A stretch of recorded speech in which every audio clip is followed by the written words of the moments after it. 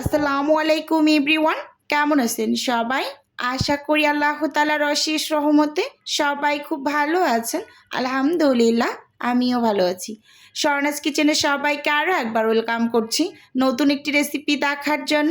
আজকে আপনাদের সাথে শেয়ার করব একেবারে কাগজের মতো পাতলা শীট দিয়ে কিভাবে স্প্রিং রোল তৈরি করবেন। একদম শীট সহ ফ্রোজেন পদ্ধতি সহ A to Z recipe share করছি। আশা করি আপনাদের কাছে রেসিপি ভালো লাগবে। তো প্রথমেই এখানে আমি একটা বোল নিয়েছি এবং সেই সাথে এখানে মেজারমেন্ট কাপ মেপে মেপে মোট আমি 6.5 কাপের মতো ময়দা নিয়ে নিয়েছি। আজকে আমি 24 পিস স্প্রিং রোল তৈরি করব অর্ডারের জন্য।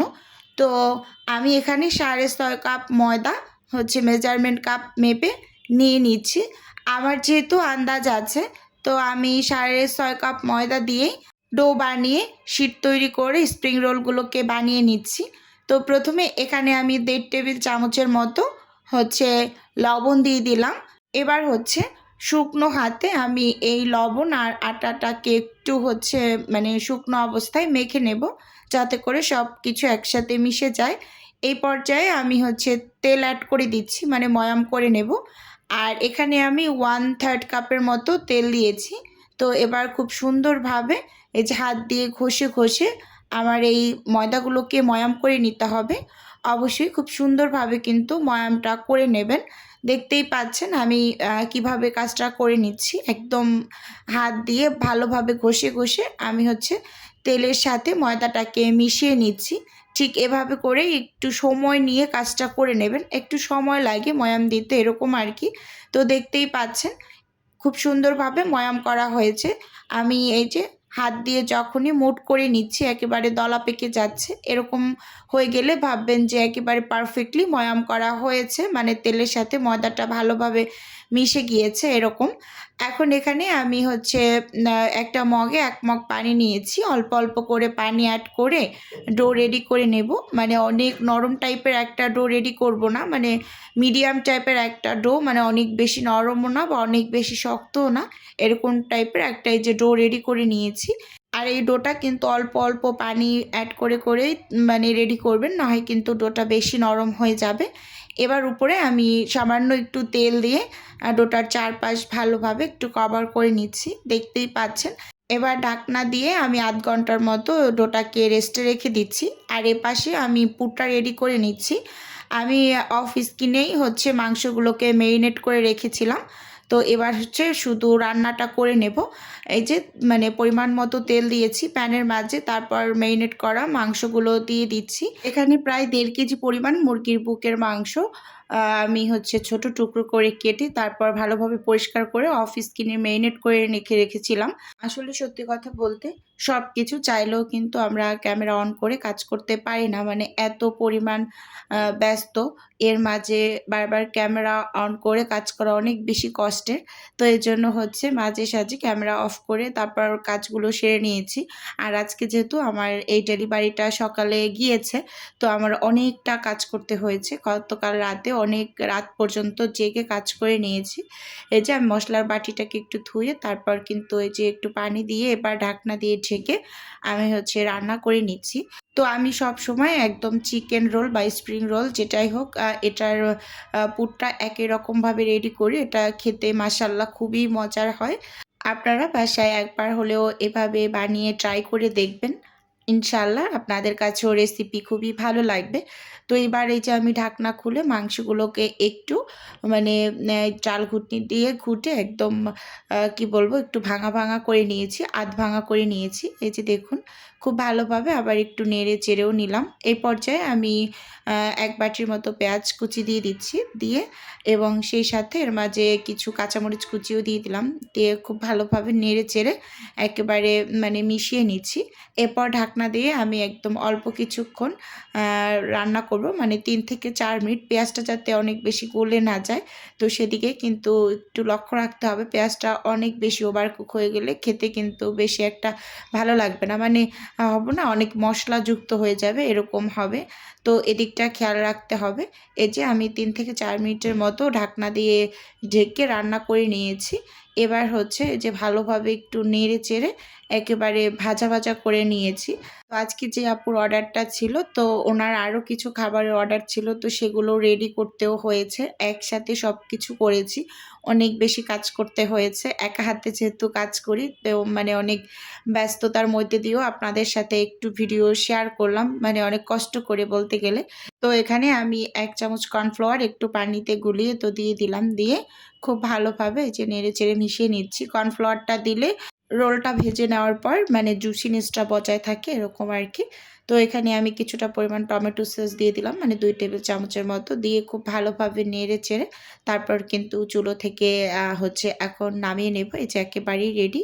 আর এ পাশে যে আমি ডোটাকে আধ ঘন্টার মতো রেস্টে রেখেছি, তো সেই ডোটা আবার একটু মথে নিচ্ছি, দেখতেই পাচ্ছেন। মথে তারপর কিন্তু এখান থেকে আমি মানে ছোট ছোট লেচি বের করে তারপর শিট বানিয়ে নেব। তো আমি এখানে 1/3 কাপের যে কাপটা আছে, ওই কাপটা দিয়েই সব লেচিগুলোকে বের করে নিচ্ছি। আর সব লেচিগুলো যদি যে মানে এরকম একটা কাপ দিয়ে মেপে নেওয়া হয়, তাহলে সবগুলোর সাইজ একই রকম হবে আর দেখতেও খুব বেশি সুন্দর হবে। পাশের কাটা অনেক বেশি পড়বে না, এরকম আর কি। তো সবগুলো এক সাইজ করে যে এখানে বের করে নিয়েছি, দেখতেই পাচ্ছেন। এবার এগুলোকে কিন্তু আমি সাইডে ঢাকা দিয়ে রেখে তারপর কিন্তু এক এক করে শিটগুলোকে বানিয়ে নিচ্ছি। এই যে সাইডে রেখে একটা ডো নিয়ে উপরে আমি কিছুটা পরিমাণ শুকনো ময়দা ছিটিয়ে এই যে ছোট ছোট করে রুটি বেলে নেব। তো আমি প্রথমে এখানে 4টা রুটি বেলে নেব, মানে আমি 4টার বেশি আসলে পারফেক্টলি তৈরি করতে পারি না শিট একসাথে। তো যারা একেবারেই নতুন তারা 3টা করে শুরু করবেন, 3টা করে করলে খুব সুন্দরভাবে করে নিতে পারবেন।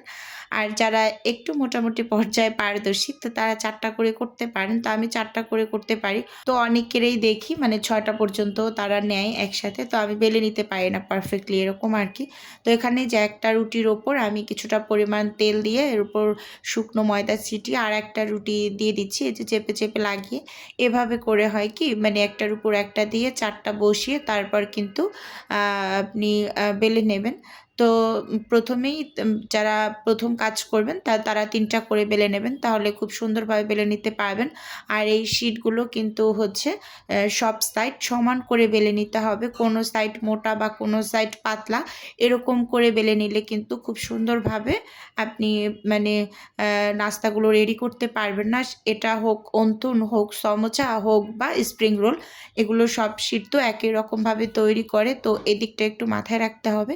এই যে দেখুন, আমি কিন্তু উল্টে আবার অপর পাশটাও বেলে নিচ্ছি, এরকম উল্টে পাল্টে বেলে নিতে হবে, তাহলে কিন্তু কোনো সাইড মোটা বা পাতলা এরকম হয়ে যাবে না, মানে সব সাইড খুব সুন্দরভাবে মানে একই রকম হবে, পাতলা একেবারে কাগজের মতো পাতলা শিট। এটা খুবই সুন্দর হয় এই শিটগুলো। আর এই স্প্রিং রোলগুলো কিন্তু ভেজে নেওয়ার পর অনেক বেশি মুচমুচে হয়, একদম দীর্ঘ সময় পর্যন্ত মুচমুচে থাকে। আর আমার কাছে কিন্তু মানে ব্রেড গামে কোটিংয়ের রোলের থেকেও এই রোলটা খেতে বেশি ভালো লাগে। এবার আমি অফিস কিনে মানে সবগুলোকে বানিয়ে নিয়েছি। এই যে দেখুন, এই শিটগুলো আমি বানিয়ে তারপর কিন্তু এখন রোলগুলোকে বানিয়ে নেব। আমার মানে মোট 24 পিস স্প্রিং রোলের অর্ডার আছে, তো আমি 24 পিস রেডি করব। আর কয়েক পিস আমার বাসার জন্য রেখে দেব, মানে 4 থেকে 5 পিস মনে হয় অবশিষ্ট থাকবে, এরকম বেশি শিট হয়েছে। যে দেখতেই পাচ্ছেন, এগুলো আমি কেটে নেব এখন। তো 2বারে কেটে নিচ্ছি, একবারে কেটে নিতে গেলে পারফেক্টলি কেটে নিতে পারবো না। তো এর জন্য 2টা ভাগ করে তারপর আমি এই যে 4 পার্ট সমান করে কেটে নিচ্ছি। মানে অনেক বেশি করে কিন্তু কাটিনি, মানে 2 সাইড অল্প অল্প করে কেটে উপর নিচ করে কেটে নিচ্ছি। তো অনেককে দেখি কাটেও না, কিন্তু আমার কাছে না কাটলে দেখতে ভালো লাগে না। তো এই জন্য আমি কেটে সাইডটা বাদ দিয়ে দিই। এগুলো সমোচার ভিতরে ব্যবহার করা যাবে, তো এর জন্য এগুলো কিন্তু ফেলে দেব না, বা আপনারাও ফেলে দেওয়ার চিন্তা করবেন না। এগুলো যদি খালিও আপনারা ভেজে নেন তাহলে চিপসের মতো লাগে খেতে, খুবই ভালো লাগে। আমার বাচ্চারা দেখে পছন্দ করে অনেক। তো এই যে দেখুন, এখানে আমি কিছু কেটেছি আর বাদ বাকিগুলো এই যে অফিস কিনে করে নিলাম। তো দেখুন, এগুলো এভাবে করে আমি একটু ভাঁজ করে দেখিয়ে দিচ্ছি যে ঠিকঠাক মতো হয়েছে কিনা। প্রথমবার এগুলো একটু বড় হয়েছে, তো দ্বিতীয়বার এগুলো হালকা একটু ছোট মনে হয় আমার কাছে। তো এই যে এগুলো সবগুলো কেটে নিয়েছি, এবার আমি মানে বানিয়ে নেব। আর এগুলো কিন্তু ঢাকা দিয়ে রাখতে হবে, যাতে করে হাওয়া আবার না লাগে গায়ে, এরকম আর কি। তো এখানে এই যে আমি একটা আঠা বানিয়ে নিয়েছি, কিছুটা পরিমাণ ময়দা একটু পানি দিয়ে গুলিয়ে নিয়েছি, আঠা তৈরি করে নিয়েছি, মানে রোলের সাইডগুলোকে লাগানোর জন্য। এই যে দেখুন একটা শীট নিয়ে নিয়েছি, আর কিছুটা পরিমাণ পুরো দিয়ে দিলাম। তো পুরটা দিয়ে তারপর কিন্তু এখন আমি দুই সাইড থেকে খুব সুন্দরভাবে ভাঁজ করে নিচ্ছি। তো এটা আসলে মুখে বলে বোঝানোর মতো কোনো কাজ না, আপনারা স্ক্রিনে ভালোভাবে লক্ষ্য করলেই বুঝতে পারবেন। তো ভিডিওর এই পর্যায়ে ছোট্ট করে আমার নিজের বিজনেসের একটু প্রচার করছি। আপনারা তো অনেকে জানেন যে আমার ছোট্ট একটা ফ্রোজেন আইটেমের বিজনেস আছে। যদি কেউ কোনো টাইপের ফ্রোজেন খাবার অর্ডার করতে চান তাহলে স্ক্রিনে দেওয়া হোয়াটসঅ্যাপ নাম্বারে নক দিলেই কিন্তু আমি A to Z বলে দেব। আর যদি কেউ অর্ডারটি সরাসরি কনফার্ম করতে চান তাহলে হোয়াটসঅ্যাপ নাম্বারে কল করে সরাসরি অর্ডারটি কনফার্ম করতে পারেন।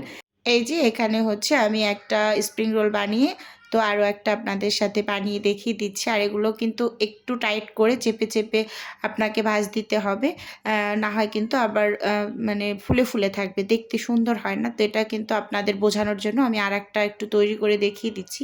এই যে দেখুন দুই পাশ থেকে ভাঁজ করে, এই যে এটা টাইট করে একটু মুড়িয়ে নেবেন এরকম, তাহলে খুব সুন্দর হয়, মানে একটু টাইট হয়। দেখুন এই যে এখানে আমি আরও একটা বানিয়ে নিয়েছি। তো এভাবে করে আমি সবগুলোকেই বানিয়ে নেব। তো প্রথমে আমি 14-15 পিস তৈরি করে তারপর আর বাকিগুলো আমি ক্যামেরা অফ করে তারপর বানিয়ে নিয়েছি, মানে ফোনে চার্জ ছিল না এরকম আর কি। এই যে দেখুন এগুলো প্রথমে বানিয়েছি, তো পরে সবগুলোকে বানিয়ে একসাথে আমি এই যে ফ্রোজেন করে নিয়েছি।